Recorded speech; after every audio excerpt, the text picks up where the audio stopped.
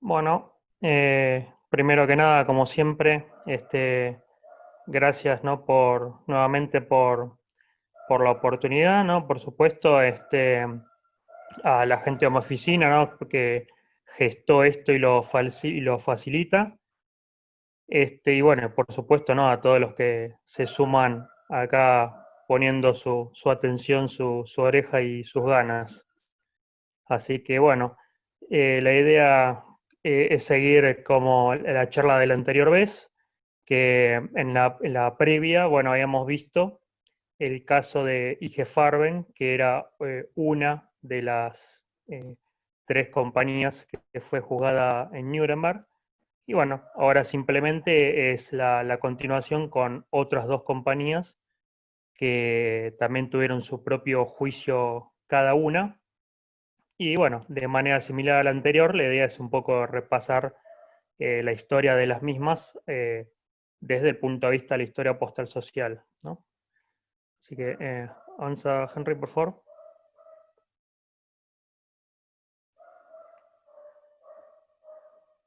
Bueno, los agradecimientos de siempre.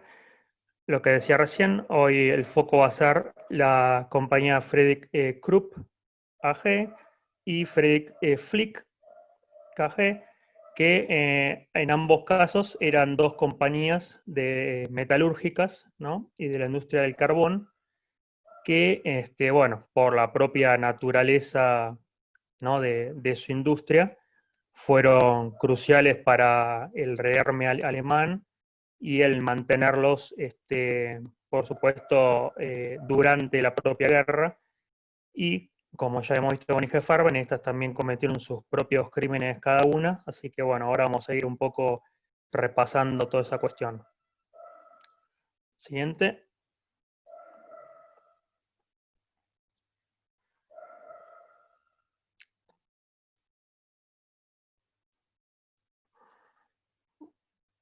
No lo veo. Ahí está. Bueno, como mencionaba la vez anterior, seguí el mismo lineamiento, el mismo patrón que con el caso de IG Farben, y para Krupp y Flick también me guié primariamente por los extractos de los juicios de Nuremberg. Después bueno, me fui apoyando también en otros libros, en otra documentación, pero bueno, a manera de documentación primaria de guía, fueron bueno, los propios extractos de los juicios, ¿no? Como como hilo conductor. Siguiente.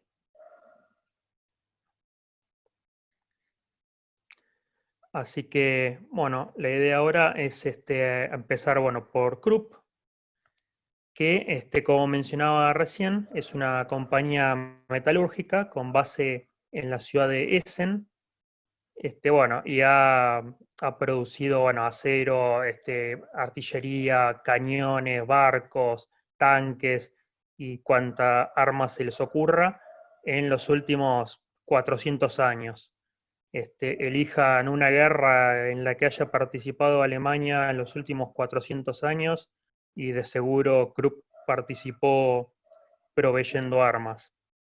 Como pongo acá, estuvo ya desde la guerra a los 30 años en los 1600, así que, bueno, imagínense. Pero bueno, no, obviamente no nos vamos a enfocar en toda esa historia, sino en la parte de la Segunda Guerra. Y acá es importante aclarar también que, como ha hecho IG Farben y todas, esta compañía también ya había empezado a financiar el partido nazi antes de que llegue al poder.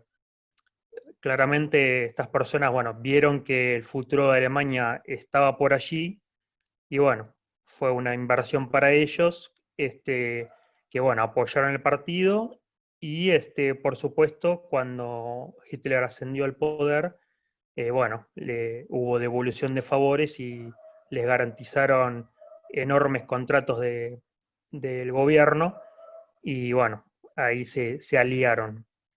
Y bueno, también más allá de que tenía esta presencia en Essen y en toda Alemania, Krupp también era una compañía gigantesca que tenía, bueno, sedes por todos los países del mundo, en Latinoamérica por todos lados, en toda Europa, en Asia, en África, por donde se les ocurra. Así que bueno, también esa envergadura, esa infraestructura le daba una solidez de la que se aprovecharon y que en casos particulares los ayudó en el rearme, que ahora vamos a ver. Siguiente. Bueno, un poco lo que mencionaba recién, para que vean, fíjense acá tenemos lo de la izquierda, es una tarjeta postal típica ahí de Essen, y fíjense que Krupp es como, ya es prácticamente patrimonio esa ciudad. La tarjeta tiene ahí varias generaciones de los Krupp, lo que mencionaba antes, que vienen de hace siglos en la ciudad. Arriba muestran una de sus fábricas y los cañones, son prácticamente un emblema de la ciudad. Son hoy en día, bueno, hay calles, hay colegios, hay parques, están las casas de Krupp, hay monumentos de Krupp en la ciudad. Han sido una marca registrada en esa ciudad por siglos, literalmente. Incluso hay tarjetas que dicen Kanonenstadt, la ciudad de los cañones, hasta ese punto eran conocidos. Y la derecha, bueno, es un impreso mandado durante la inflación, y para que se den una idea de quiénes estamos hablando, durante lo peor de la hiperinflación alemana, Krupp emitió algunos bonos también, y para que se den una idea, los bonos de Krupp eran más estables que el marco alemán, para que se den una idea de quién estamos hablando, ¿no? La fuerza, el poderío que tenían y la solidez. Siguiente.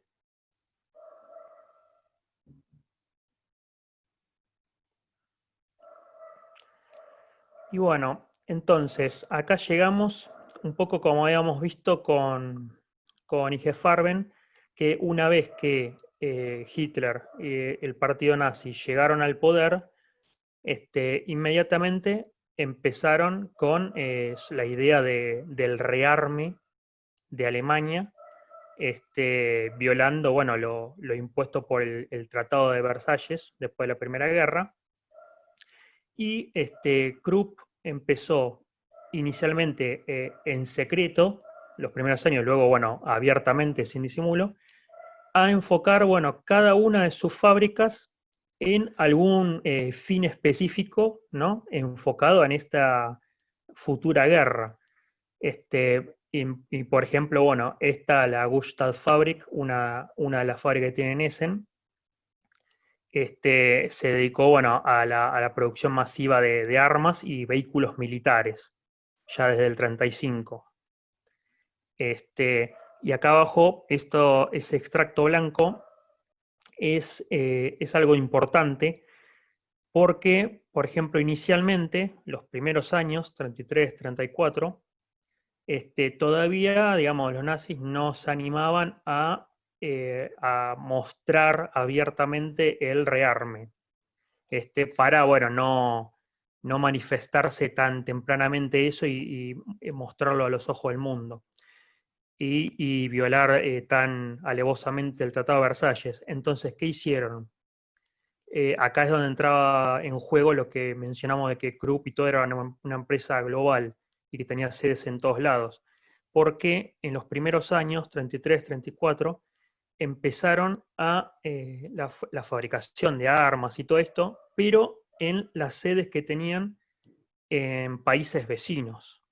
Entonces también abusando de una especie de gris legal del Tratado de Versalles, ellos decían, bueno, no estamos con el rearme en Alemania, pero sí empezaron en los países vecinos de Alemania. Holanda está a 2 pasos de donde estaban ellos establecidos, así que empezaron allí.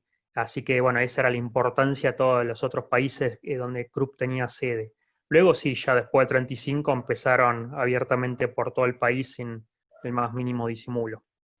Pero bueno, ese extracto de abajo lo está mencionado ahí en los extractos de los juicios, donde mencionan el caso de Holanda y otros países donde empezaron inicialmente. Siguiente.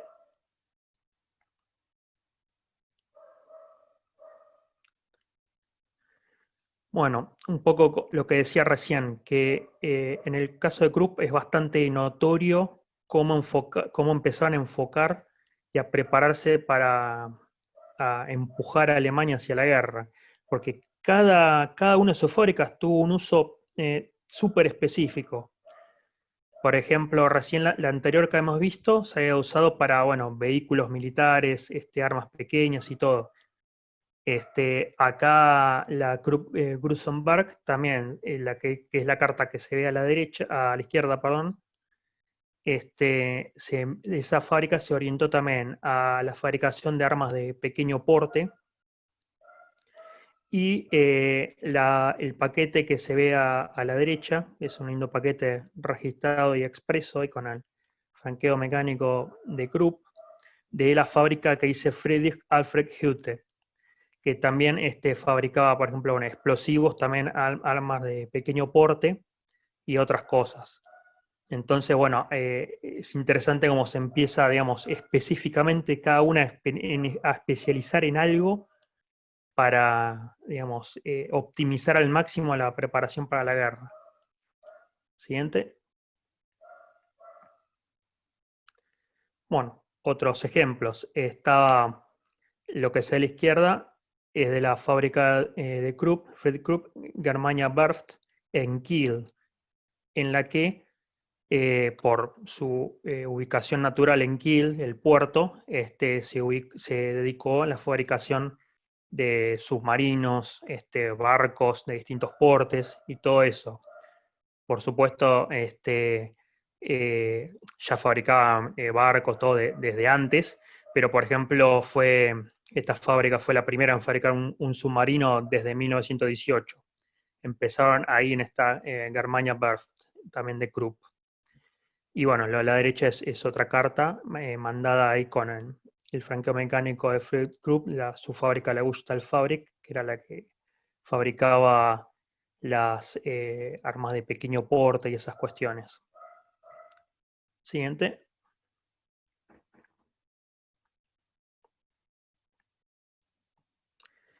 Esto, bueno, un poco para los que le gustan la parte fiscal también. Son tarjetas de seguros de vida, donde se registraban bueno, los abonos mensuales, cada uno de esos sellos. Y si ven abajo, bueno, esto está la fábrica de Gustal Fabrik, la última que mencionaba, que fabricaba las armas de pequeño porte. Bueno, usado de un empleado que estaba trabajando en esa fábrica ya en la de la izquierda del 38, ya en época en que ya estaban trabajando para el rearme alemán, y bueno, y ya muy cerca de la guerra, faltaba solo un año. Y la de la derecha, o bueno, o el medio acá, es una ya en plena guerra, inutilizada, bueno, luego de que ya hayan completado todo el formulario. Siguiente.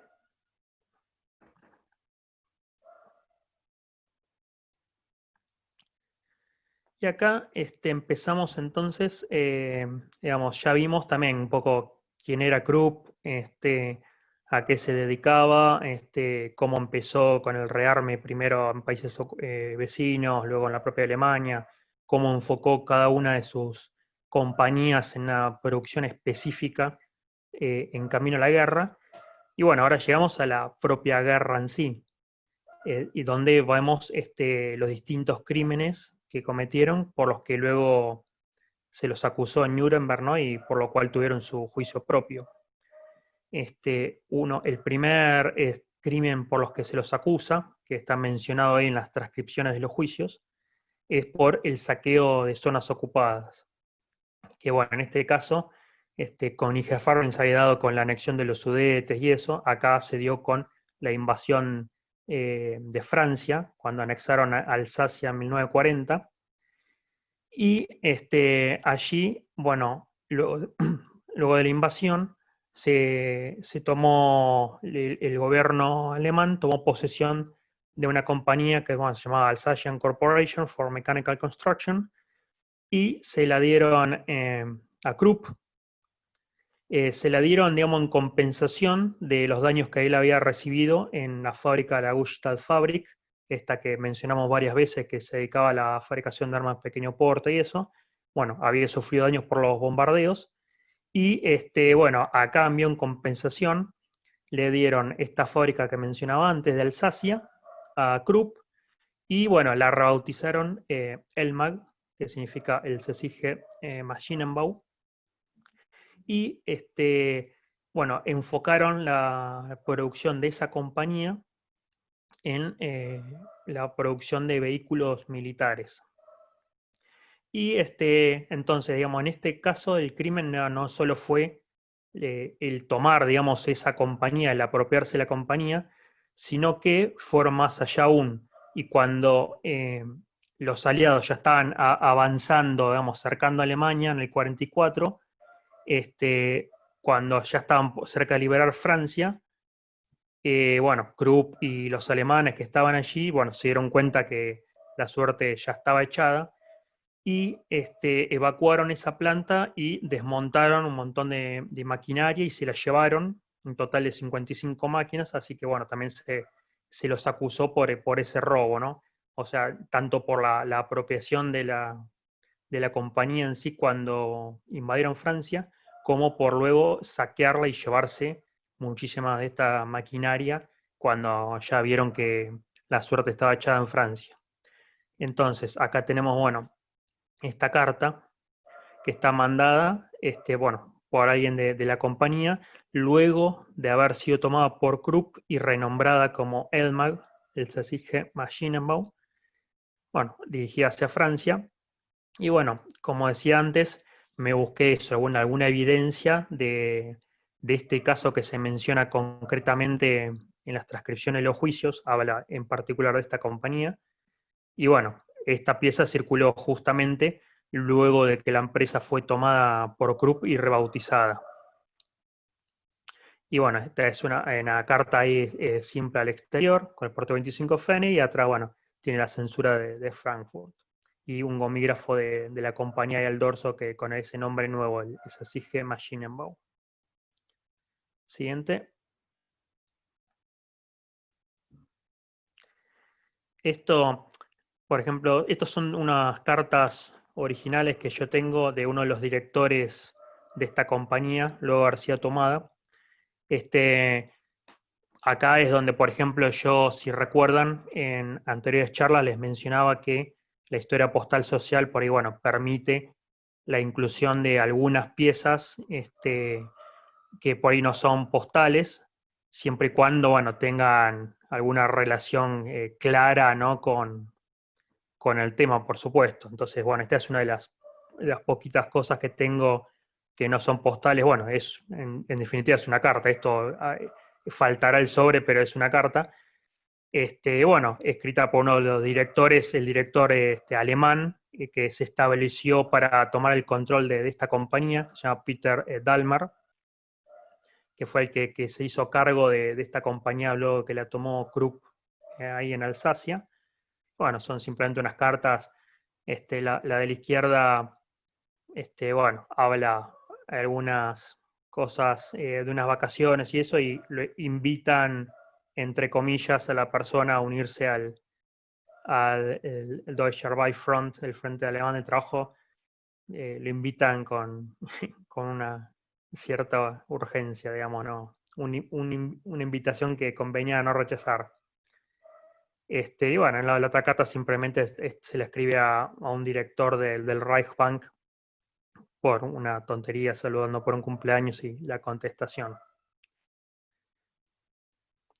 Siguiente.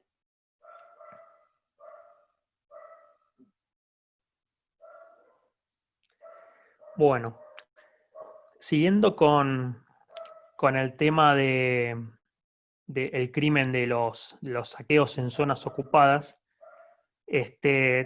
también en Francia sucedió que en París, luego de la ocupación de Francia, se expropió una fábrica, la fábrica Austin de Liancourt, que pertenecía a Robert Rothschild, que bueno, como era de origen judío, le expropiaron la compañía, y allí, digamos, la tomó Krupp como base de ellos en París. Allí se estableció Borgers, que era representante de Krupp ahí en la Francia ocupada. Conozco el apellido de esta persona, Borgers, nunca vi el nombre, tengo varios documentos, todos mencionan Borgers, Borgers, Borgers, y nunca encontré su nombre, no sé por qué. Y bueno, esta es una carta que tiene varias cosas lindas. Bueno, primero está mandada por este representante de Krupp ahí en París, luego de, bueno, haber expropiado esta compañía de dueños judíos allí. Ahí dice, bueno, el remitente, Borgers, representante de la firma Friedrich Krupp en París, dirigida a otra sede en Düsseldorf, en Alemania. Y lo interesante acá también es que está mandada, si se fijan, los matasellos dicen Felpost. Y entonces, bueno, si usted se pregunta, dice, bueno, ¿por qué Felpost? Esto no era ningún soldado, era una compañía. Bueno, resulta que también a partir del año 41 se estableció el servicio que se llama Deutsche Feldpost, que permitía a particulares y compañías alemanas en territorios ocupados hacer uso de la red del Feldpost, de correo militar, pero bueno, franqueando. Entonces, uno de los requisitos era marcar precisamente, poner la frase Deutsche Feldpost y rodearla con un recuadro rojo. Van a ver que siempre que usan ese servicio hacen esa aclaración, ponen esa leyenda y el recuadro en rojo, digamos. Esto no fue capricho de este remitente en particular, sino que estaba establecido que así era el servicio. Y bueno, pagaron el porteo de un segundo porte, una carta entre 20 y 40 gramos, ahí 24 Pfennig, y matasellada con el matasello de Felpost, porque bueno, fue por a través de la red del Felpost. Así que bueno, es un servicio no tan común, lindo para tener. Siguiente.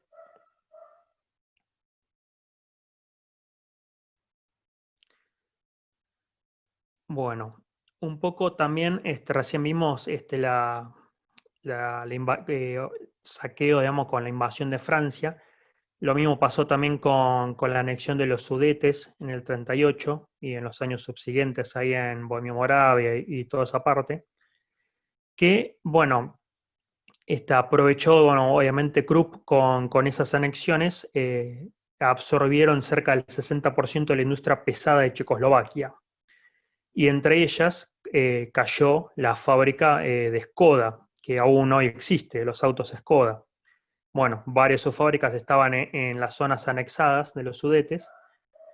Este, y bueno, también los alemanes la apropiaron y se la dieron a Krupp y la aprovecharon en este caso para la fabricación de Panzers y otros vehículos, porque bueno, dado que ya la fábrica de por sí de antemano estaban dedicadas a la fabricación de automóviles, bueno, ya estaban preparadas para seguir en ese sentido y por eso la orientaron a la producción de Panzers y otros vehículos militares. Entonces, la carta que ven a la izquierda es de unos primeros momentos en que se estableció el ejército, cuando el ejército tomó la fábrica, si se fijan en el gomígrafo, el rectangular de la izquierda, dice Heeresabnahmen Stelle, que es bueno, del ejército, y ahí dice, bueno, todas las siglas, Formais Skoda Werke, o sea que estaban ahí en la fábrica de Skoda, bueno, días antes de que se la transfirieran a Krupp para que empezara la producción de Panzers.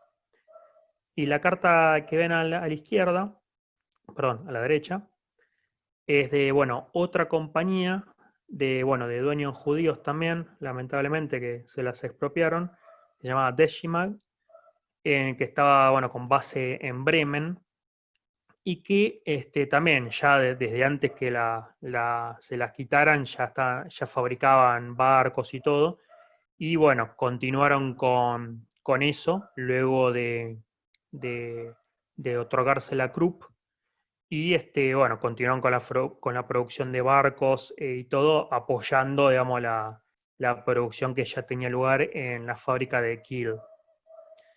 Bueno, esta es una carta mandada desde esa fábrica, luego de haber sido tomada por Krupp, cuando ya estaba en plena producción de guerra, ahí en el 43, con el franqueo mecánico de la compañía de Schmack, dirigida a Liechtenstein, y la censura de Berlín.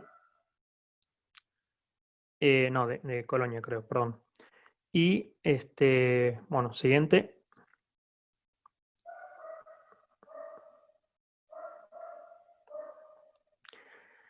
Y acá, por ejemplo, pasamos ahora a otro de los crímenes que cometieron. Bueno, que en general en todas en las compañías fueron los mismos casos. Acá también hicieron uso de mano de obra esclava, como ha dicho Ige Farben y otros. Y bueno, por ejemplo, estos son algunos extractos que están ahí, que algunas partecitas que saqué de las transcripciones de los juicios en el que, por ejemplo, bueno, hay cartas que mandaron directores de Krupp y todo. Por ejemplo, lo que se ve a la izquierda es eso.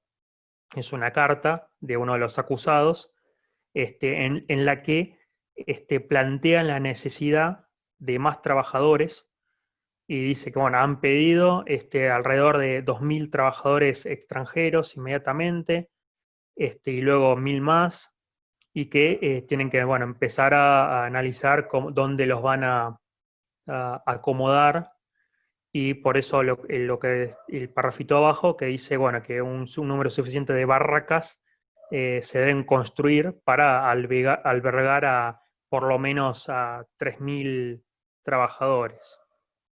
Y efectivamente, Krupp construyó estas barracas para tener a los trabajadores, a los prisioneros ahí cerca de sus fábricas. Lo que se ve ahí a la derecha es justamente un listado de estos campos y barracas creados y usados por Krupp. Hubo bastantes.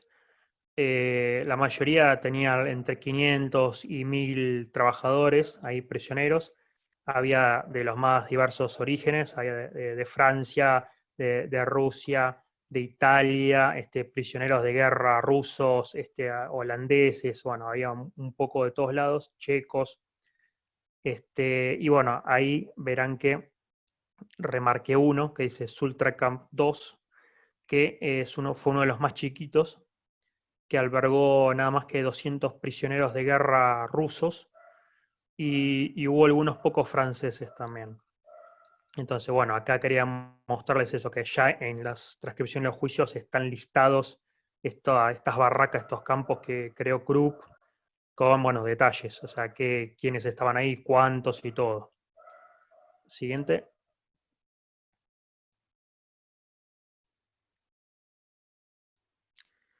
Y acá tenemos, bueno, justamente una carta mandada por uno de los trabajadores en este último campo chiquito que mencionaba, de Sultercamp 2, dice Pierre Corbin, no leo bien el apellido, y vean el remitente, dice exactamente Krupsches Arbeiterheim Sultercamp 2, Essen-Borbeck.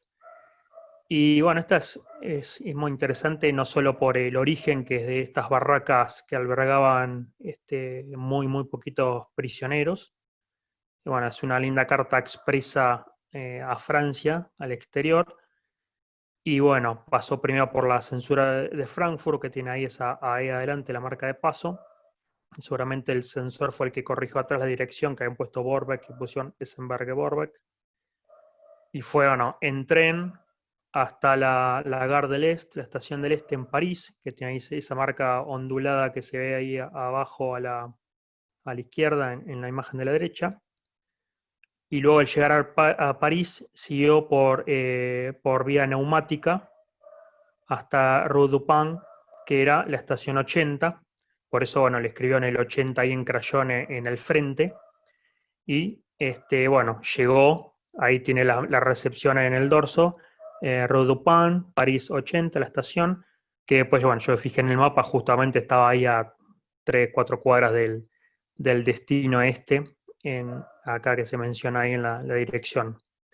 Y bueno, finalmente, bueno, sé que no encontraron al destinatario ahí pusieron una anotación a la derecha que, bueno, se dejó un aviso de visita. Siguiente.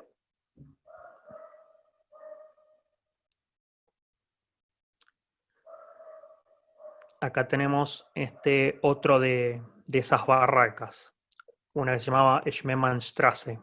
Schmemmannstraße es simplemente el nombre de la calle en la que estaba, no es nada muy original. También este era otro de los campos que estaba en esa lista que mostré antes.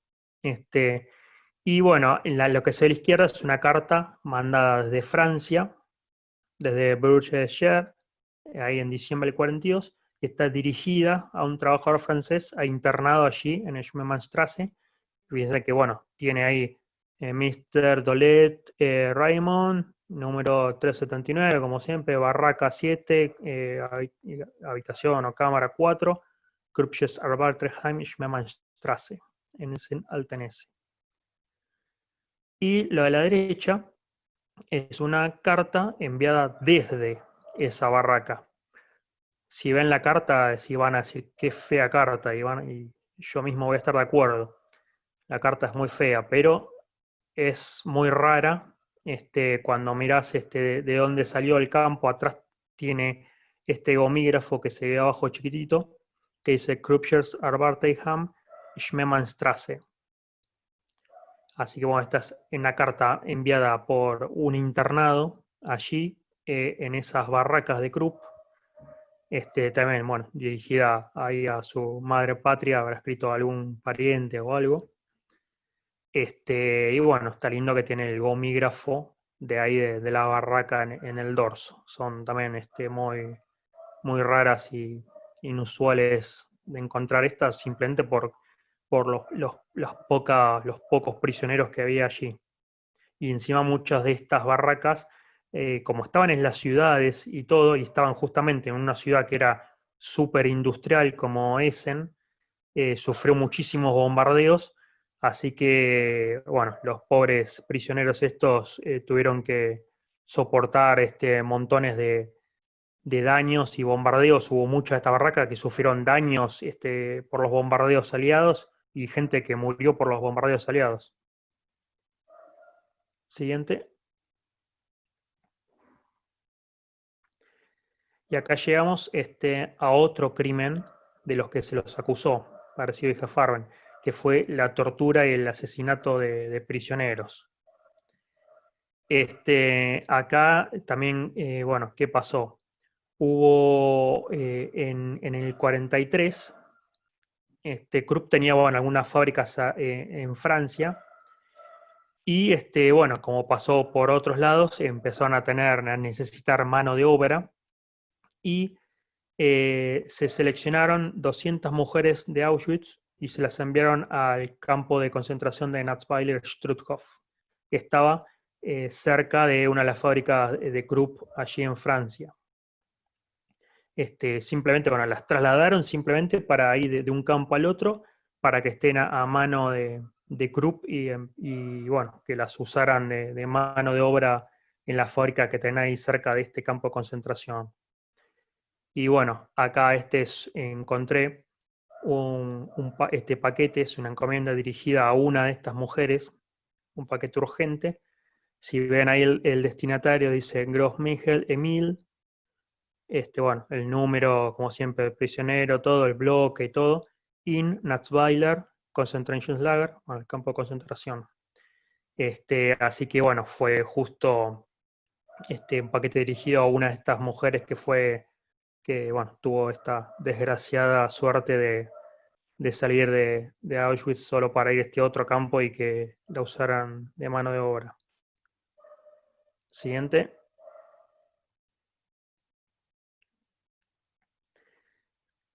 Después, ¿qué pasó? Con el avance aliado, ya cerca de la guerra, se liberó Francia en el 44 y todo. Y bueno, cerca del fin de la guerra, hicieron una marcha forzada desde este campo de Natzweiler-Struthof hacia, bueno, un subcampo de Dachau. Dachau también tenía muchísimos subcampos por todos lados. Bueno, en este caso fue hacia Alag, uno de esos campos. Y bueno, pude encontrar justamente, se ve que esta pobre Emil, que era la destinataria del paquete, fue dentro de esta marcha forzada cuando la sacaron de Natzweiler hasta Alag. Y bueno, tuvo por lo menos la suerte de sobrevivir. Y bueno, acá encontré la tarjeta de cuando bueno, de dónde encontraron a a esta persona que era el destinatario de la tarjeta, Emil Grossmigel, en Alag, después de haber sido extraída y con esa marcha forzada desde el campo de Natzweiler-Struthof, y en el cual murieron muchos, en esa marcha forzada murieron montones de prisioneros. Bueno, esta por lo menos sobrevivió pese a todas las desgracias. Siguiente. Y acá, bueno, llegamos entonces al posguerra, ¿no? Como, bueno, una vez que se acabó la guerra, los aliados, bueno, finalmente ocuparon Alemania, Alemania se rindió, ocuparon y todo, y bueno, todas estas cosas empezaron a salir a la luz, como pasó con IG Farben, y bueno, por supuesto se empezó a accionar al respecto. Este, en particular la zona del Ruhr, donde estaban las sedes principales de Krupp, más allá que tenía por toda Alemania, digamos, el core de él estaba ahí en Essen. Bueno, eso cayó bajo dominio británico y bueno, varias de sus compañías, bueno, fueron desmanteladas a modo de compensación, ¿no? Por daños de guerra. La foto que vemos ahí es justamente, bueno, el arresto de Krupp por parte de los británicos. Ese ahí es Frederick Krupp siendo llevado detenido por las tropas aliadas. Y bueno, a él se lo recluyó en la prisión de Landsberg, la misma en la que había estado Hitler en los años 20, donde escribió Mi lucha. Bueno, allí se recluyeron a grandes así empresarios como altos mandos de la CSS, la Gestapo, digamos, y todos, digamos, altos perfiles, digamos, de criminales de guerra. Luego, bueno, durante los juicios finalmente se lo condenó a 12 años, fue uno de los que recibió mayores condenas, y todos sus activos fueron puestos en venta, pero no llegó a cumplir los 12 años, tan solo 4 años después salió liberado por orden de John McCloy, digamos, el alto comisionado de la zona americana, que bueno, le garantizó una amnistía y Krupp finalmente recuperó prácticamente casi la totalidad de sus activos, que en todo el momento que estuvo en prisión no se vendió absolutamente nada. Así que salió y retomó todo como si nada. Salvo, bueno, algunas cosas que habían quedado en la zona soviética y que las perdió, pero mínimo. Siguiente.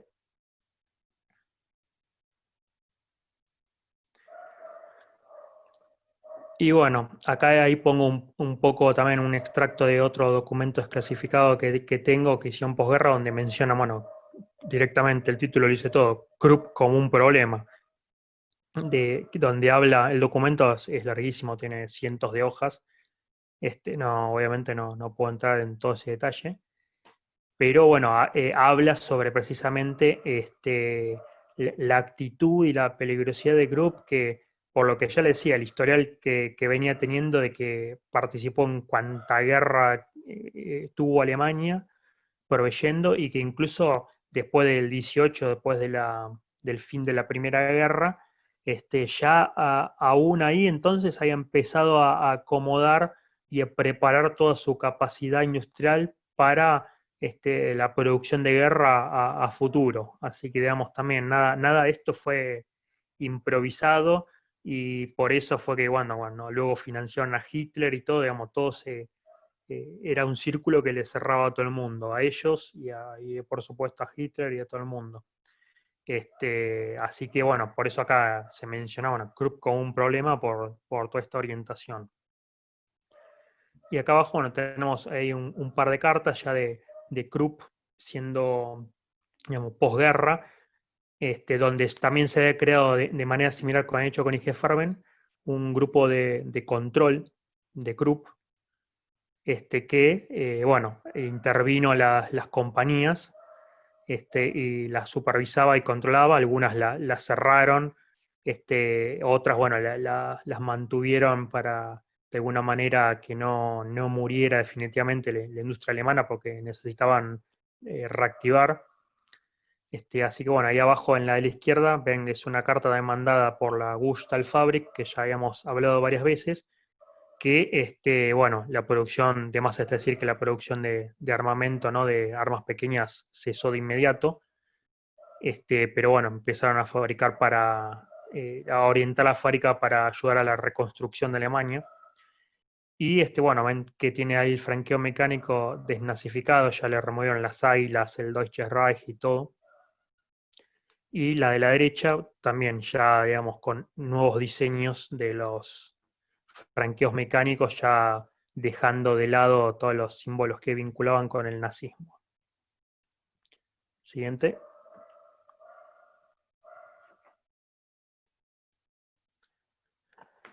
Y acá es también interesante que, bueno, algunas de las fábricas de Krupp cayeron en la zona soviética y como, bueno, mencionamos en charlas previas, bueno, del lado soviético la historia fue distinta al lado occidental. Los rusos dijeron, bueno, esta compañía ahora es mía y fin de la historia, y si estaban de acuerdo o no era irrelevante. Este, y bueno, si se fijan, ellos tomaron una de las compañías Krupp, que era la Grusenberg, y se ve en el sobre de la izquierda, dice Maschinenfabrik Krupp Gruson, y abajo chiquitito dice Der Sowjetische Maschinenbau AG, o sea, la absorbió una compañía soviética, se la dieron a ellos. Y hasta ese momento, bueno, todavía mantenía el nombre de Krupp Gruson, su nombre original, que ahí lo tiene ahí en el membrete y en el franqueo mecánico.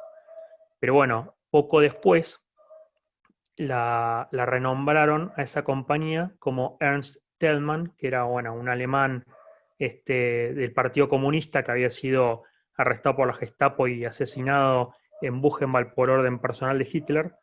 Entonces, si ven en el sobre de la derecha, está mandada también, es de la misma fábrica, pero ya renombrada Ernst Thälmann, y si abajo ven chiquitito dice Vormals Krupp Gruson, digamos, como antiguamente Krupp Gruson.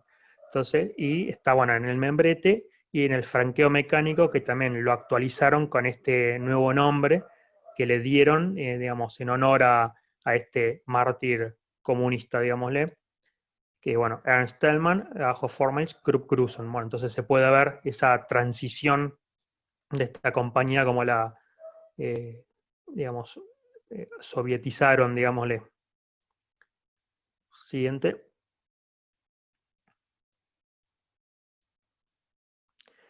Esto, bueno, este es un ejemplo. Esta carta la puse a modo de ejemplo por la prisión de Landsberg. Digamos, no, esta carta no es de Krupp ni de nadie, pero lo pongo como modo de ejemplo porque, por ejemplo, Krupp estuvo, como mencionaba antes, internado en la prisión de Landsberg. Entonces, hasta el día de hoy no pude encontrar ninguna carta de él enviada mientras estuvo en la prisión. Pero si hubiera alguna, sería algo similar a esto. Digamos, yo esta es la única que tengo de esa prisión, son muy raras. Esta la tengo en la colección de desnazificación, no con esta. Pero bueno, la quería poner acá para modo ilustrar cómo eran las cartas de esa prisión. Esta está mandada, bueno, por un miembro de las SS, internado ahí en la prisión de Landsberg, con la censura de la prisión, ahí dice Prison Censor, y mandada con franqueo a pagar por el destinatario, que en ese caso se cobraba un 50% de recargo. La tarifa era 24, 50% de recargo 36, que es lo que pusieron ahí en Crayón. Y los gomígrafos arriba dice Gefangenenpost, digamos, envío de prisioneros, y Empfänger Besalt, que es, bueno, a pagar por el destinatario. Y en la recepción en Dortmund le aplicaron la marca roja del Nasgebur Deporte Debido. Entonces, bueno, si bien esta no es de Krupp, Krupp estuvo internado precisamente en esta prisión, así que bueno, si algún día tengo la suerte de encontrar una carta enviada por él desde la prisión, debería ser algo similar a esta. Así que por lo menos quería ilustrarles cómo sería un envío de potencial de Krupp de esa prisión. Siguiente.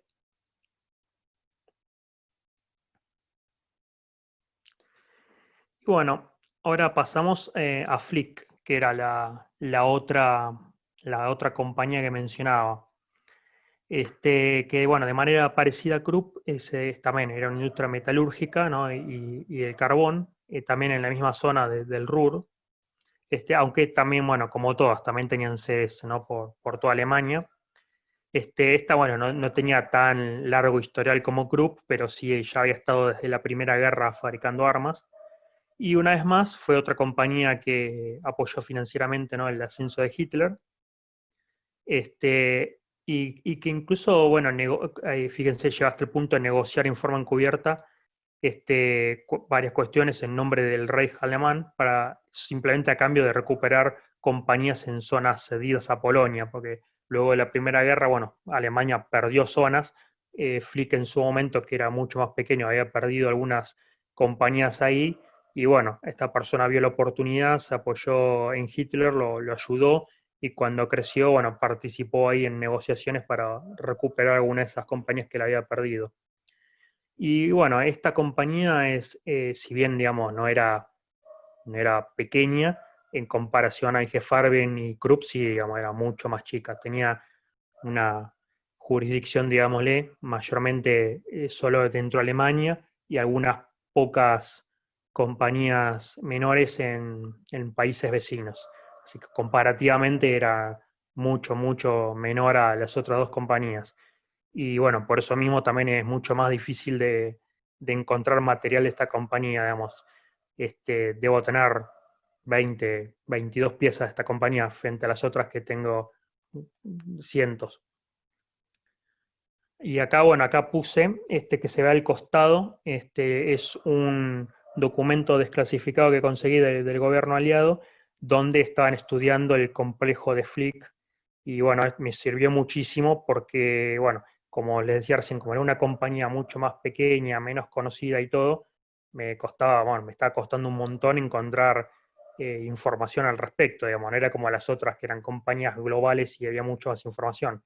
Esta era más pequeña y me costó un montón encontrar, así que este documento en particular me ayudó un montón porque hablaba mucho de la compañía, mencionaba subsidiarias y cosas que me dio un montón de input a la hora de buscar piezas.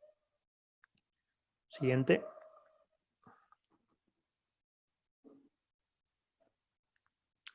Y bueno, una vez más, esta compañía, luego del ascenso de Hitler, también fue bastante similar a Krupp en casi todo, salvo en la escala, ¿no? Porque, como decía recién, era mucho menos esta compañía, pero sí en la orientación, en la industria y todo. Y de forma parecida, bueno, empezaron a orientar distintas compañías que tenían distintas subsidiarias en la producción, ¿no? de guerra, en la preparación de Alemania. Este, y para que se den una idea, Friedrich Flick, que era bueno, el CEO, el chairman de todo esto, también otra de las cosas de las que se lo acusó fue de haber sido pertenecido al círculo de amigos de Himmler. Y bueno, de más está decir que ese nivel de contactos y amigos hizo que Flick se viera enormemente beneficiada, ¿no? Por contratos de gobierno y todo, como mencionaba con los otros casos también. Y bueno, acá tenemos una pieza de esta de la Mitteldeutsche Stahl- und Walzwerke Friedrich Flick, que bueno, fue una de las fábricas que tenían, una de las pocas que incluye su nombre, otras tienen otros nombres que no indican mucho. Y bueno, que esta en particular se enfocó en la construcción de aviones, bombas y municiones. Entonces, de manera similar con Krupp, cada una de las fábricas se empezó a enfocar en algo concreto. Bueno, y esta carta mandada desde allí, bueno, circuló ya en el momento que estaban con esa producción de guerra. Siguiente.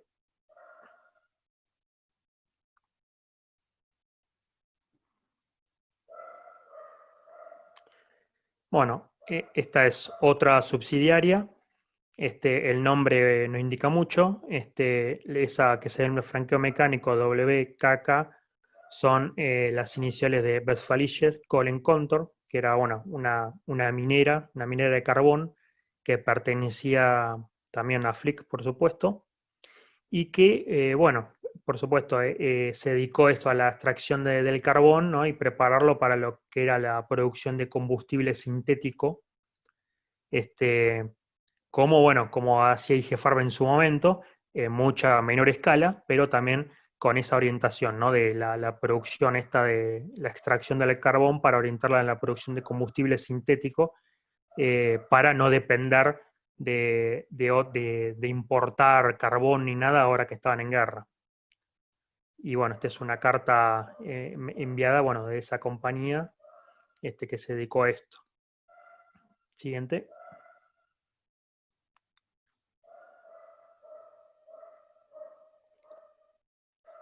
Bueno, acá también, esta es otra. Por ejemplo, como mencionaba antes, Friedrich Flick pertenecía al círculo de amigos, ¿no? Del círculo cercano de Himmler. Entonces, en el 34, Himmler le garantizó a Frick la adquisición de la compañía Harpener Bergbau, también con el fin de abastecer de carbón a las fábricas para la construcción de aviones y armas. Entonces, ya ven, fíjense, en el año 34, ya desde el principio, nuevamente, esto, digamos, no fue nada improvisado, estuvo todo planeado desde el principio, por Frick, por supuesto por Himmler, Hitler y todo. Entonces, bueno, le facilitaron la adquisición de esta compañía, Harpener Bergbau, con este fin.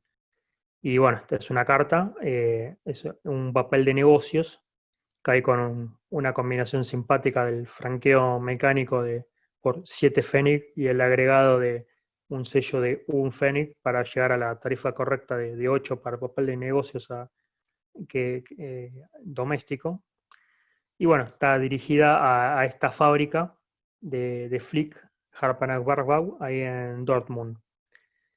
Este, Como decía, cuesta, a mí me fue costando horrores conseguir cada pieza de esta porque, como decía, bueno, es una empresa, es una compañía chica, no, y que ni siquiera la nombran, ni los vendedores, ni nadie menciona ninguna de estas compañías porque a nadie le interesa ni nadie la conoce. Entonces me llevó años de buscar y mirar miles y miles y miles de cartas hasta ir detectando alguna que nombraban estas compañías. Este, Así que bueno, esta está dirigida hacia, me encantaría encontrar alguna enviada desde la compañía, pero bueno, de momento esta es la única que tengo. Siguiente.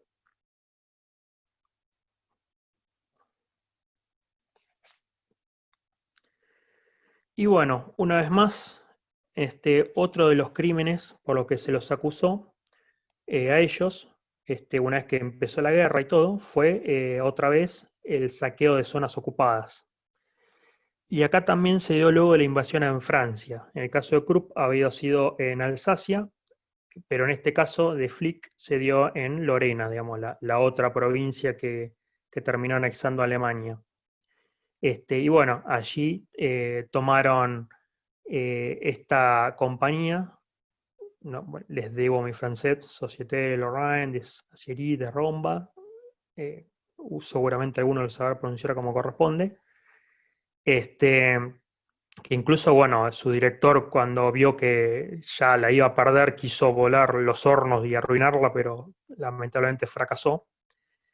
Y bueno, Flick avanzó en eso, vio la oportunidad de tomar esa compañía, luego de la anexión de Alsacia, y bueno, finalmente la obtuvo y la renombraron como Rombacher-Hüttenberg.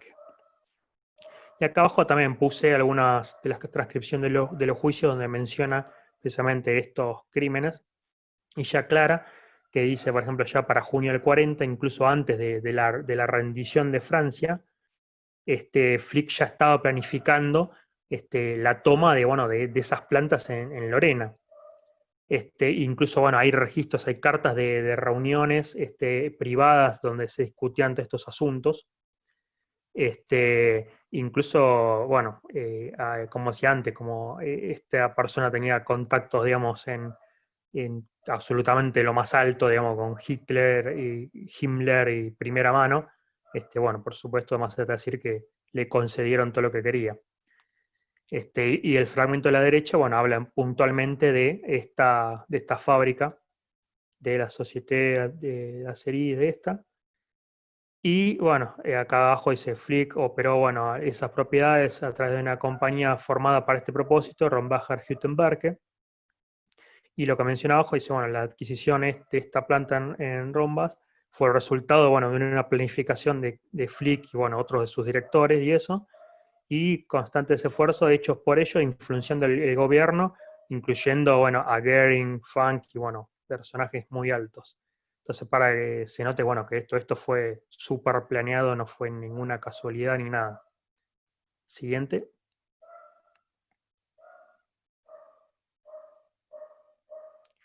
Y bueno, ahí hablamos de esa compañía. Y bueno, también me puse de la misma forma a buscar piezas de esa compañía. El sobre que ven a la izquierda está mandado por esa compañía cuando bueno, todavía aún no le habían cambiado el nombre, mantenía el nombre original, el francés, pero está mandada por ella, o sea, ya estaba tomada, pero aún no le habían cambiado su nombre original. Y la de la derecha, sí, ya se ve lo posterior, digamos, ya el nuevo nombre dado por Flick una vez que se hizo cargo de esa compañía, la rebautizaron, ahí Rombacher Hüttenberge, fue la que se hizo cargo de administrar esta compañía tomada. Y bueno, es una carta mandada de esa fábrica. Es interesante porque tiene la tarifa al exterior y está mandada de Francia a Francia. Pasa que, bueno, era una de la Francia ocupada, la Francia libre, así que era conocido al exterior. Siguiente.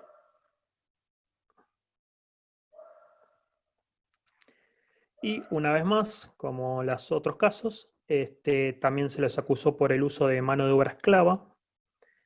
Este, la usaron bueno, en muchas de sus compañías. Una de las que se nombra puntualmente es esta CIMAG, que es de Sigener Maschinenbau. Siegen es la ciudad donde estaba radicada. Y bueno, fíjense, para que se den una idea, Flick llegó a utilizar cerca de 100.000 prisioneros. Con en todo el transcurso de la guerra llegaron a ser cerca de 100.000 prisioneros, entre todas las fábricas, entre, bueno, gente prisioneros que usaron y murieron y lo reemplazaron y todo, llegaron a ser cerca de 100.000.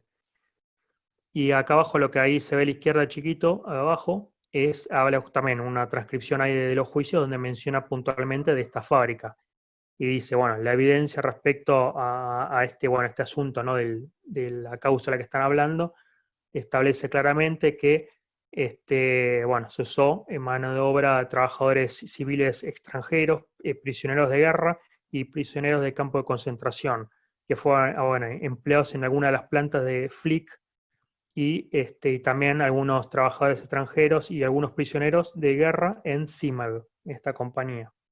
Lo menciona puntualmente. Así que bueno, encontré esta pieza, bueno, esta pieza es preguerra, pero por lo menos ilustra esta compañía de la que estamos hablando. Como decía antes, me fue costando horrores encontrar cada una de estas piezas, así que con un poco de suerte a futuro puedo encontrar una de esta compañía mientras usó la mano de obra esclava, para que quede mejor. Siguiente. Bueno, esta es otra más de las subsidiarias de las compañías de Flick que usó mano de obra esclava, Maximilian Hütte. Bueno, de hecho fue una de las que más usó. Para que se den una idea, cerca del fin de la guerra, aproximadamente un 44% de su planta era bueno, de mano de obra esclava, ¿no? De prisioneros de guerra, prisioneros de los campos y todo eso. Bueno, entonces esta sí, esta es una carta que circuló, fue mandada desde esa compañía, tiene el membrete y también el franqueo mecánico propio de esa compañía, en febrero del 44, bueno, en el momento pico en que más mano de obra esclava tenía esta compañía, con base ahí en Sulzbach. Siguiente.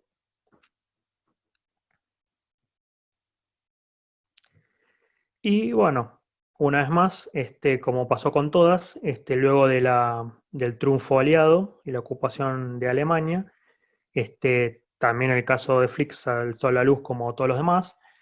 Y bueno, también fue juzgado, tuvo su propio juicio en Nuremberg. Tiene ahí sus libros, dice Flick Case. Y Flick tuvo en este caso la mala suerte, entre comillas, de que la mayor parte de sus compañías estaban del lado soviético. Tenía muchas de sus sedes principales en Essen, pero después la mayor parte de sus activos estaban en la zona soviética. Entonces llegó a perder cerca del 75% de sus propiedades por eso, digamos, que cayeron en zona soviética y bueno, los soviéticos se lo quedaron y punto. Ahí la foto que ven es, bueno, Flick recibiendo su sentencia ahí en los tribunales de Nuremberg. Y bueno, fue nuevamente, también como los demás casos, fue condenado a 7 años, pero fue liberado a los 3. Y bueno, retomó el control de lo que le quedaba, digamos, no de lo que tomaron los soviéticos, pero de todas formas, con el transcurrir de los años, volvió otra vez a ser poderoso y crecer y establecerse, digamos, como muchos. Por ahí no con todo lo que tenía antes, pero, digamos, no la pasó mal, digamos. Siguiente.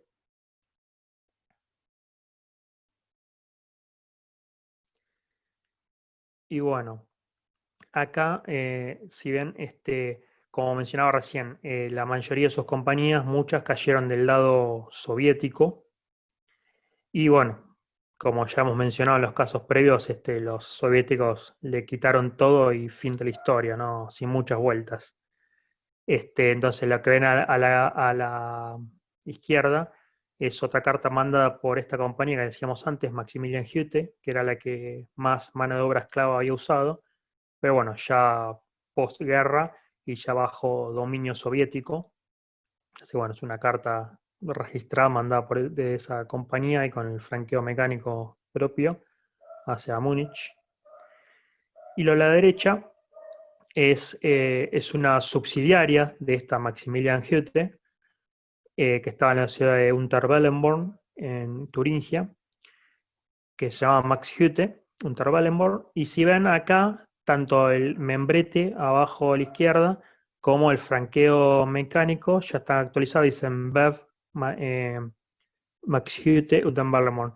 Y si recuerdan de cuando habíamos lo de IG Farben y eso, el BEV era, digamos, como el SA, digamos, Sociedad Anónima, pero versión soviética. Entonces, bueno, acá también se nota que ya estas compañías de Flick fueron absorbidas por compañías soviéticas, digamos, que apropiaron todas esas compañías de Flick allí. Siguiente.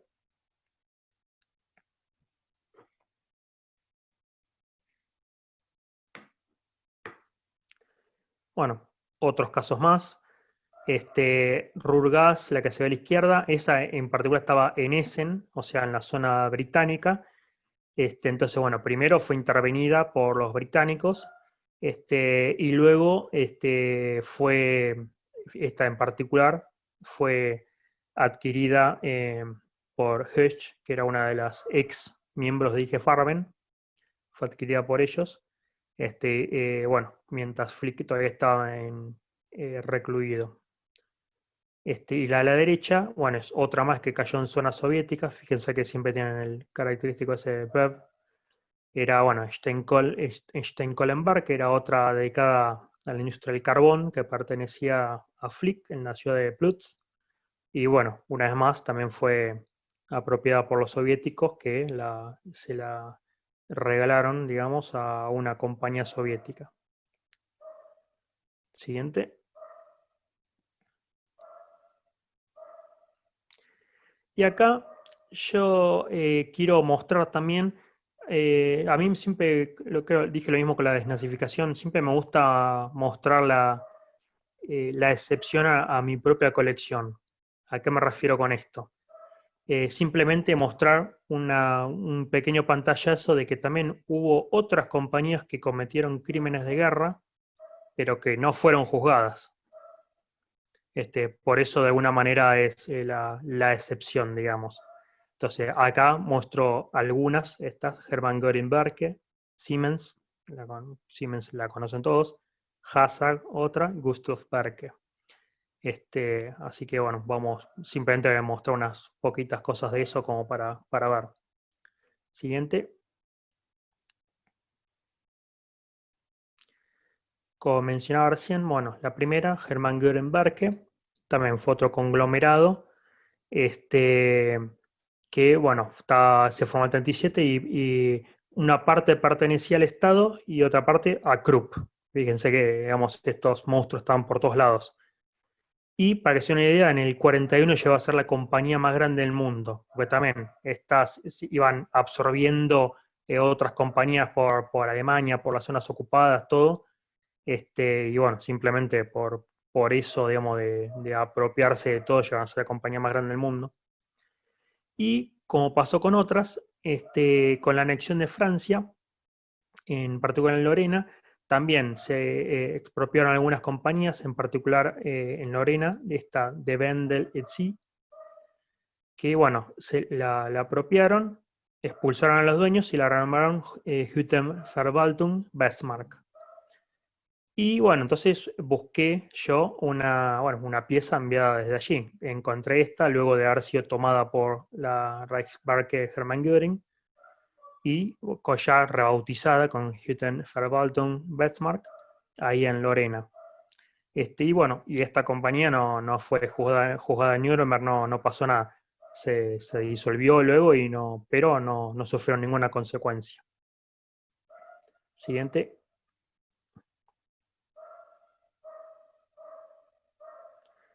Bueno, Siemens, no tengo que presentarla, la conoce todo el mundo. Hoy en día, por supuesto, también existe. Y bueno, en el caso de Siemens, por ejemplo, también hicieron uso de mano de obra esclava, incluso tenían una fábrica ahí, pegada al subcampo Bobrek de Auschwitz. Y ahí, bueno, fabricaban dispositivos eléctricos para submarinos, aviones y otras cosas. Hubo nada más que 300 prisioneros en ese campo, es muy chiquitito. Está listado dentro de los subcampos de Auschwitz y todo. Y bueno, acá encontré una pieza precisamente enviada por un internado en este subcampo Bobrek de Auschwitz, Gemeinschaftslager Bobrek. Bueno, es dirigida a Francia con la marca de censura ahí, la marca de paso de censura de Frankfurt. Y bueno, como pasaba con otras que hemos visto en IG Frank, como estos campos eran muy chiquitos, pues bueno, no tenían la propia oficina de censura como tenían los campos más grandes. Y bueno, por eso esto directamente la censuraban las oficinas normales, digamos, estándar de censura. Y bueno, por supuesto, como mencionaba antes, Siemens tampoco fue juzgada. Siguiente.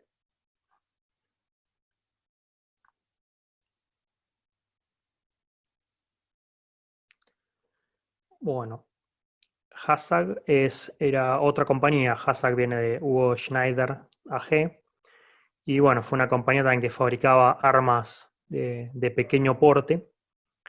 Y bueno, también instaló una fábrica cerca de un campo de prisioneros en Altenburg, en Turingia.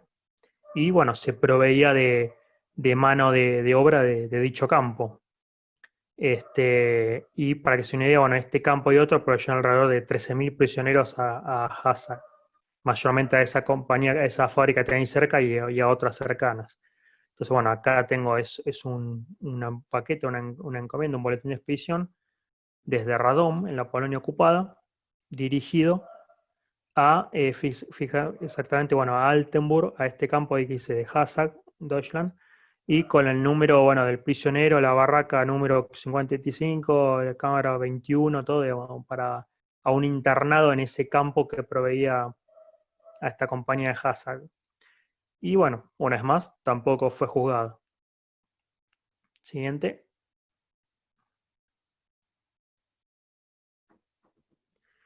Y bueno, esta es la última también, de Gustav Berke. Era otra que también fue, bueno, fabricaba rifles, ametralladoras y ese tipo de armas. Y bueno, también en su fábrica en Weimar usó mano de obra esclava proveniente del campo de Buchenwald, y tampoco fue juzgada nunca. Lo que se ve abajo a la izquierda, bueno, es simplemente una carta mandada por esta compañía con su sede en Suhl, dirigida justamente al Ministerio de Armamento y Municiones del Reich, bueno, con el franqueo mecánico de la compañía. Y lo de la derecha, bueno, también es una correspondencia enviada por la fábrica esta en Weimar, que era la que había usado la mano de obra de Buchenwald. Y si ven el gomígrafo de acá abajo a la derecha, dice Kriegsgefangene Arbeitskommando, justamente, digamos, el comando de trabajadores no prisioneros de guerra, número tanto, en Weimar, digamos, que eran los que fueron a trabajar desde Buchenwald ahí a este campo. Y acá, bueno, la foto no ayuda mucho, pero tiene una pequeña marquita ahí que no se ve mucho de Feldpost. Justamente ahí no le hace justicia la foto, pero no se nota muy nítida, pero sí, tiene unas marquitas que ahí no se ven. Siguiente. Y bueno, con esto cierro. Bueno, ya completo lo que era la charla de las compañías. Ya hemos visto la primera de Farben, ahora las otras dos compañías y ese pequeño pantallazo de otras que no fueron juzgadas. Así que nada, bueno, gracias como siempre por su atención, ¿no? El tiempo. Bueno, espero que les haya gustado, interesado. Y nada, simplemente eso, no más que agradecerles y quedo ahora a su disposición si tienen alguna pregunta o algo. No más que decir. Muy bien. Muchas gracias. Muy linda, Fernando. Muy interesante, Fernando. Muy Gracias, bien, gracias. muy bueno. Muy bien. Gracias. ¿Preguntas para Fernando? Yo tengo una, Fernando. Sí, Pues ¿me podías recomendar alguna buena bibliografía de las empresas estas en la Guerra Mundial? sí, tengo un montón. Si querés, después te paso o lo paso en el grupo. Yo tengo desde cosas generales que hablan de todas las compañías, pues tengo libros específicos de cada una. De IG Farben hay un montón, porque fuera la más grande. De Krupp también hay unos varios. De Flick fue el que más me costó, encontrar uno solo. Pero sí, tengo un montón de bibliografía que te puedo recomendar, desde los libros en concreto, e incluso si querés también te puedo compartir los extractos de los juicios, que están las transcripciones de cada uno de los casos, el de Flick, el de Krupp, el de IG Farben, y tienen muchísima información, pero muchísima, desde estudios de cada una de las compañías, estudios financieros, de cómo están compuestas, de cada uno de sus crímenes, cartas escritas por ellos solicitando prisioneros, pedidos. Hay muchísima información y tengo, bueno, documentos desclasificados también de los aliados estudiando los casos, cómo está compuesta la fábrica, los crímenes que cometieron, así que hay mucha información. Después, si quieren, les puedo compartir toda la lista de esa bibliografía y incluso, bueno, hay cosas súper específicas. Hay libros solamente sobre los campos de IG Farben, los subcampos de Auschwitz de IG Farben. Hay bibliografía muy interesante. Así que sí, no te preocupes, David. Después, si querés, te paso una lista de todos. Gracias, Per, te lo agradezco mucho. No, faltaba más. Edna tiene una pregunta ahí en el chat. Adelante, Edna. Sí, mira, felicidades. Muy interesante el tema, me encantó. Gracias. Y mi pregunta, bien específica, una foto de que sale Flick esperando la sentencia, estaba con audífono. Los Sí. juicios de Nuremberg, ¿en qué idioma se realizaban? ¿Por qué requiere audífono él? Bueno, está bien interesante tu pregunta, qué detallista, justo qué buena atención a los detalles que lo viste. Sí, eso era porque, bueno, mucha de la gente, los jurados y todo, no hablaban alemán, entonces tenían un traductor que les iba traduciendo lo que iban diciendo, por eso tenía esos auriculares. Entonces, bueno, los jurados eran británicos, norteamericanos, franceses, rusos, y tenían, bueno, traductores, por eso tenían esos auriculares, y bueno, le iban traduciendo, ¿no?, la sentencia. Ah, gracias. Por nada. Mauricio. Gracias. Primero, Fernando, felicidades nuevamente. Muy interesante tu presentación de hoy. Gracias. Una pregunta con relación a las compañías que no fueron juzgadas. Si cometieron crímenes de guerra, ¿por qué no las juzgaron? Y es una gran polémica, digamos. Hay muchas se abusaron de grises, y grises con muchas comillas, porque, por ejemplo, decían, sí, bueno, mira, es verdad, yo usé mano de obra esclava, pero porque no me quedó absolutamente ninguna alternativa, o sea, no había gente para trabajar, la mayoría estaban, los hombres estaban todos combatiendo, las mujeres que quedaban, las mujeres alemanas que habían estado libres, ya las estaban usando, y dice, no me quedó otra que usar esta mano de obra esclava. Ahora lo que se agarraban es decir, pero yo los traté bien, no los exploté, tenían mejores salarios, estaban un poco mejor acomodados, todo con grandes comillas, ¿no? Porque eso está, de más es decir, que está lleno de grises, porque siempre así todo, pero de alguna manera, bueno, fueron pudiendo evitar ser condenadas. Entonces sí, admitieron que habían usado mano de obra. Hay listas, yo tengo una lista de todas las de todas las fábricas que usaron mano de obra esclava, son cientos, 200 y pico, 300, no recuerdo el número exacto, son muchísimas. Que usaron, algunas usaron nada, 10 personas, otras usaron cientos, hay de todo tipo.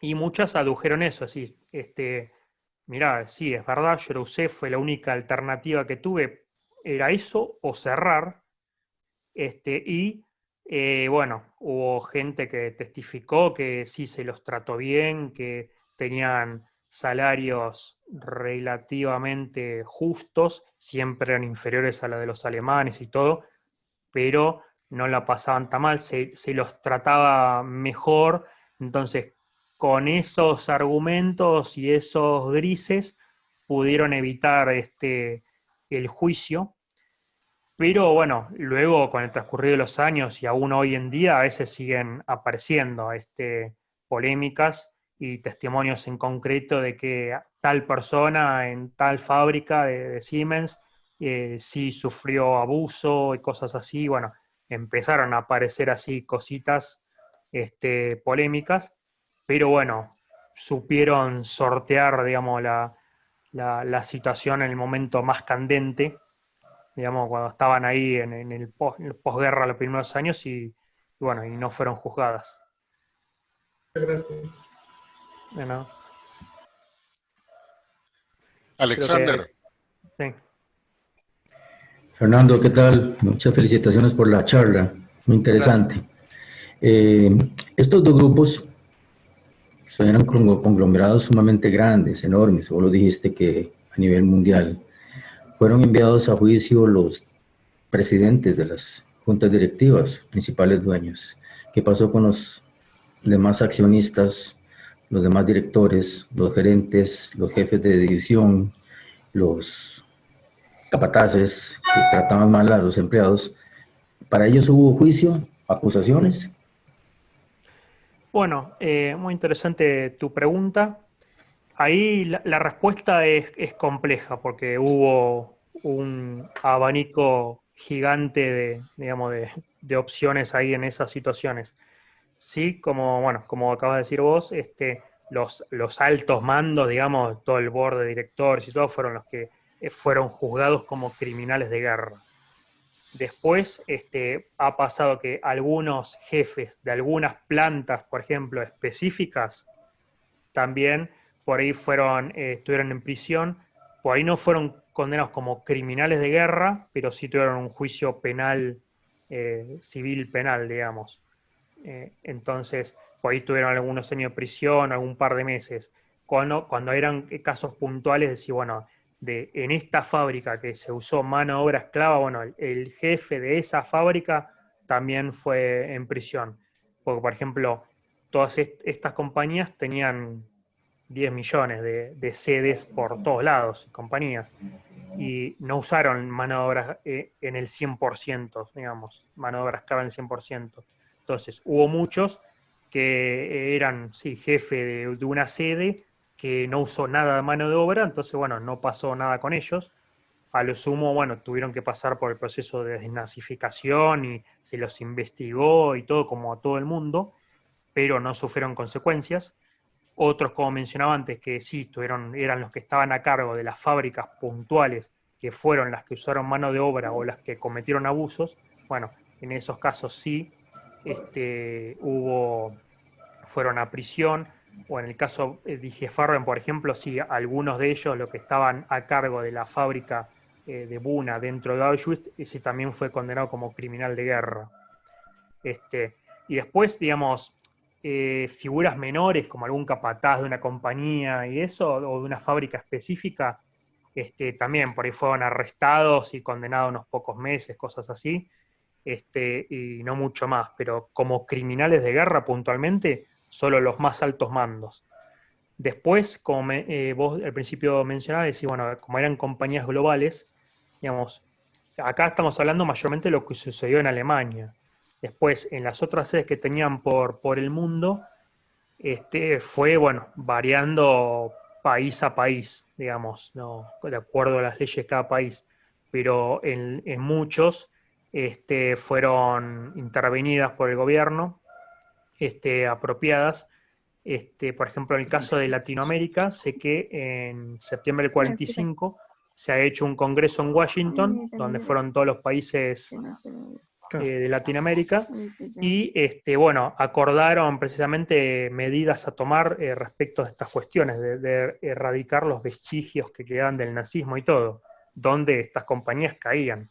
Y, por ejemplo, yo otra vez mencionaba el caso de la Argentina, que se creó la Junta para la Disposición Final de la Propiedad Enemiga, que se apropió de compañías de origen alemán, las de Krupp, las de IG Farben y otras menores, Siemens y otras más. Lo mismo, mientras las incautaron y de alguna manera fue como compensación, digamos, de guerra en algún sentido a veces, bueno, luego algunas les devolvieron cosas, pero en su momento, cuando Argentina declaró la guerra y pasaron a ser enemigos, bueno, intervinieron todas esas compañías y esta junta siguió existiendo por varios años después de terminar la guerra. Y yo en los documentos tengo de juntas similares en México, en Chile, en Colombia, en Uruguay, en Perú, en Costa Rica. En la mayoría de los países de los que estamos acá hubo algo similar. Variaba el nombre de una u otra forma, pero eran organizaciones similares. Y hubo otras por otros lugares del mundo. Y fue muy, muy complejo todo eso porque también quienes investigaban toda esta cuestión en Alemania estaban también trabajando, investigando los activos en el exterior de estas compañías, intercambiando información, reconciliando balances, y bueno, tuvieron que lidiar, negociar con cada una de estas juntas e instituciones que en cada país fueron tomando estas compañías, así que fue un proceso complejísimo, digamos, de llevar a cabo. Y bueno, las acciones, bueno, fueron variando país a país, dependiendo de la institución que se formó, dependiendo de las leyes de cada país y todo. Pero bueno, en Alemania pasó eso. Hubo un grupo que fue directamente condenado como criminal de guerra y otros casos menores tuvieron juicios civiles y estuvieron presos algunos años o algunos meses.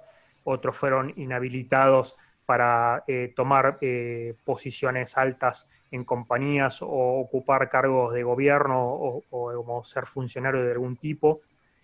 otros tuvieron restricciones menores, de decir, bueno, se los controlaba y tenían que reportarse cada X tiempo y no podían salir del país. Digamos, hubo un abanico grande de medidas que se aplicó a esta gente, dependiendo, bueno, el crimen, su posición, su responsabilidad y, bueno, y todos los temas.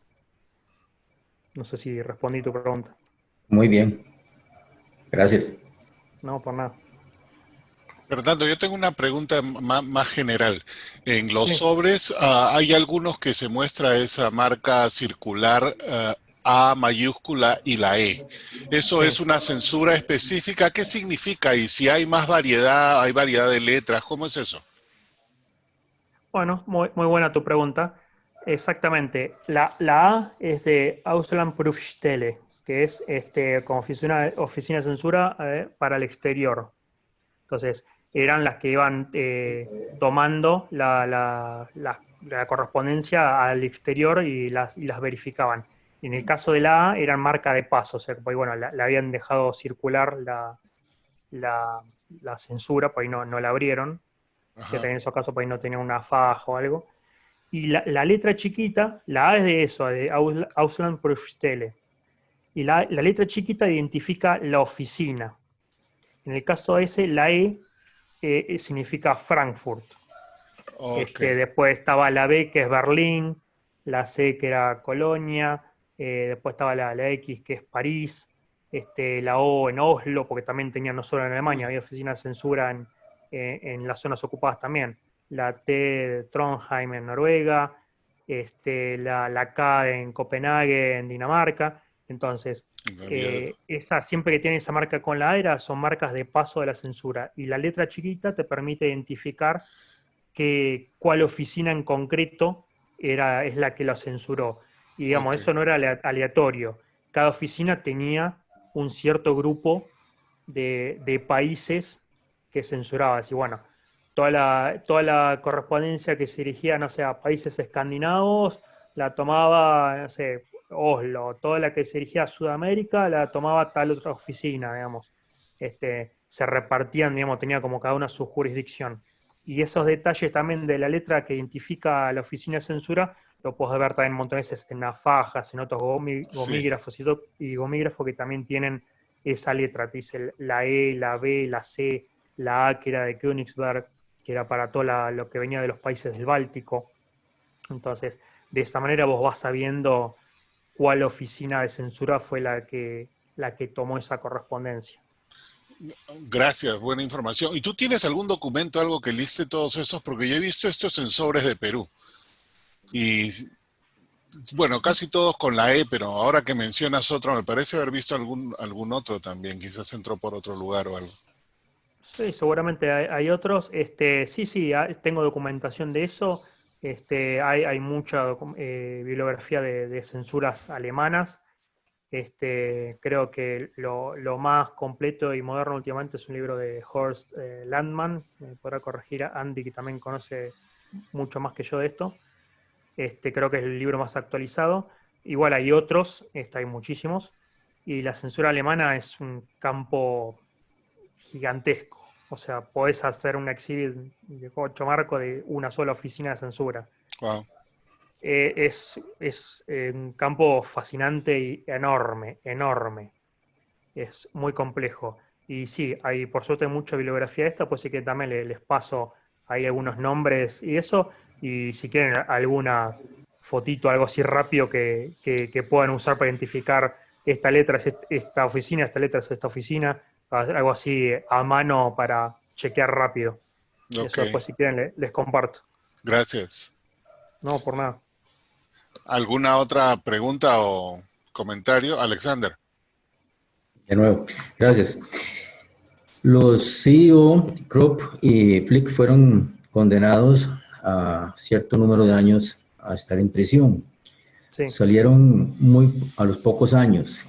¿Quién estaba detrás de ellos para presionar en la justicia o en el gobierno para liberarlos muy pronto? Porque algunos cumplieron apenas 3 años de prisión Sí. y volvieron a sus fábricas, a sus posesiones.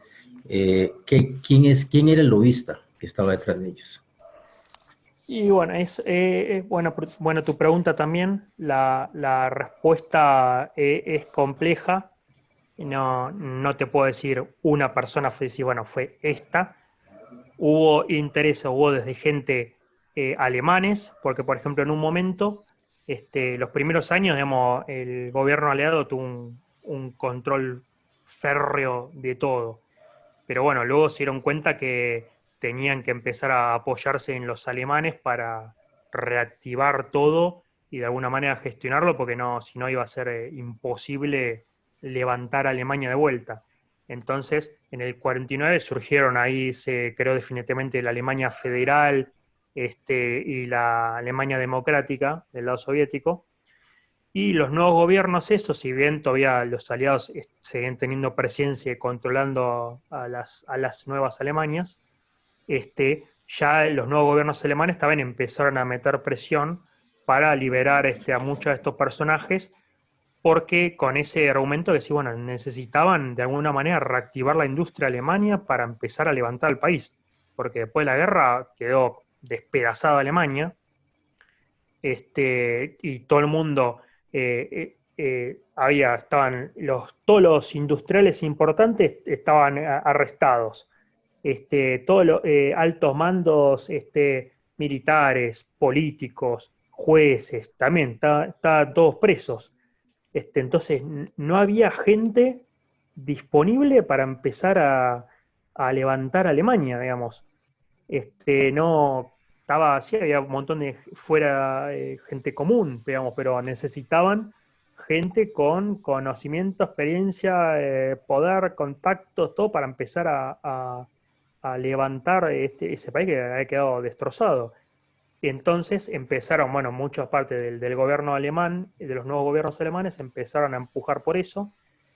Y bueno, los aliados también se dieron y les terminaron otorgando amnistías a estos personajes, y por eso fue que todos salieron antes, mucho antes de cumplir, de finalizar sus condenas.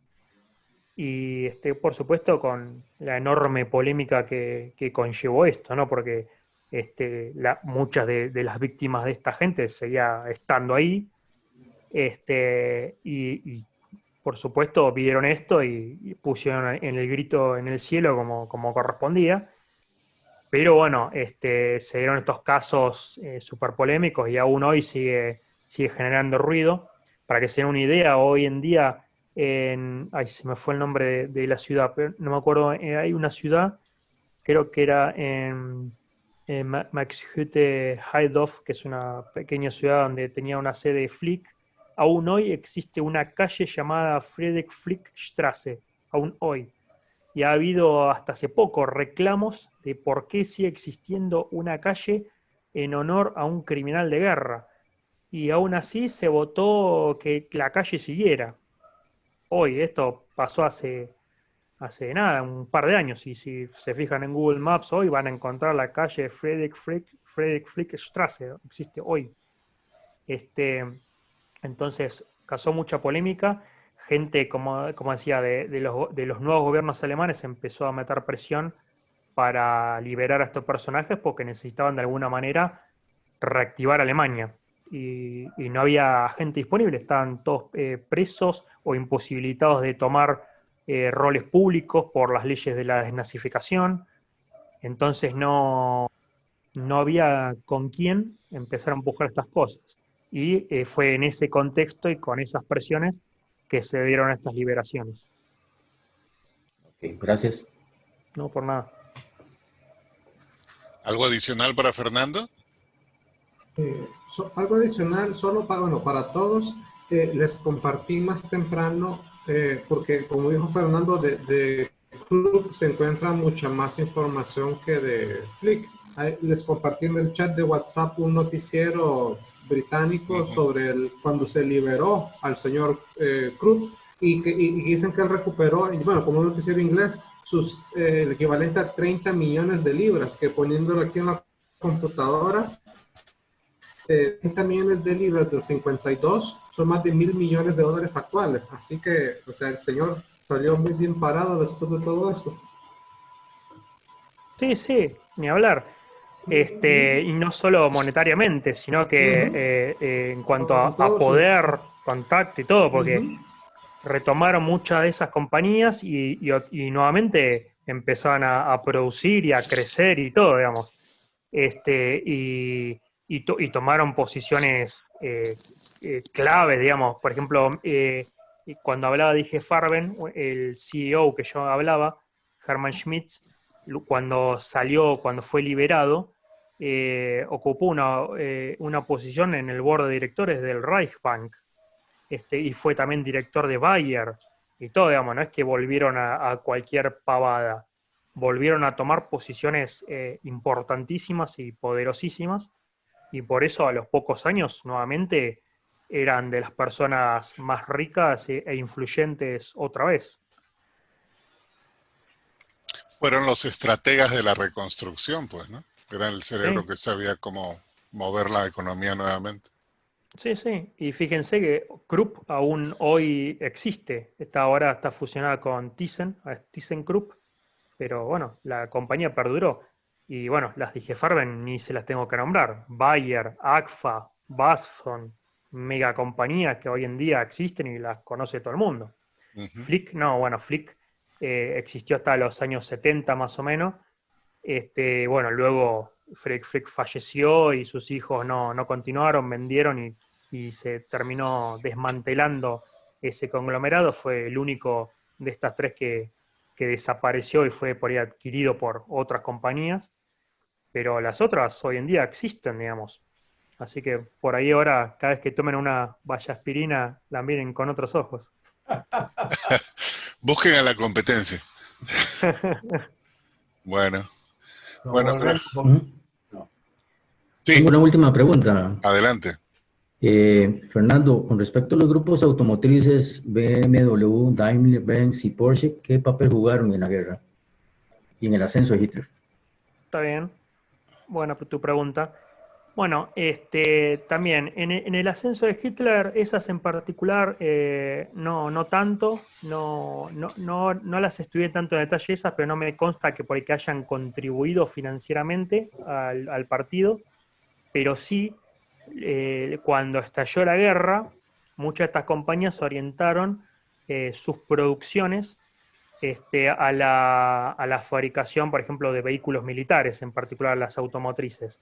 Por ejemplo, acá hay un caso importante y divertido, entre comillas, de Volkswagen, que antes del estallido de la guerra, ellos había un plan para la compra del famoso Volkswagen Escarabajo, que en su momento valía 250 marcos y habían emitido sellos, estampillas, para que vos ibas juntando en unos carnet para ahorrar para comprar el Volkswagen Escarabajo. Tenías que completar 4 de esos carnet, eran los primeros en rojo, el último era azul, que ibas completando con los sellos esos, que eran de 5 marcos cada uno, hasta que completabas todo ese valor y lo podías canjear por el Volkswagen Escarabajo. Ahora, ¿qué pasó? Justo eso había empezado en el año 38 y cerca del 39. Entonces, en un momento estalló la guerra y la producción de Volkswagen se enfocó de lleno a la producción de vehículos para la guerra y todo. Y en conclusión, absolutamente nadie de los que había ahorrado en las tarjetas para canjear el escarabajo, nunca nadie obtuvo uno. O sea, hubo un montón de gente que ahorró en esas tarjetas. Yo tengo esas tarjetas con los sellos de ahorro para comprar el Volkswagen Escarabajo. Y absolutamente nadie al final lo pudo obtener. O sea, hubo un montón de gente que ahorró en esas tarjetas, gastó plata en eso y acumuló los sellos y con el sueño de conseguir su auto. Y por el estallido de la guerra y el cambio de orientación de las fábricas que se dedicaron a la producción para la guerra, finalmente absolutamente nadie obtuvo su auto.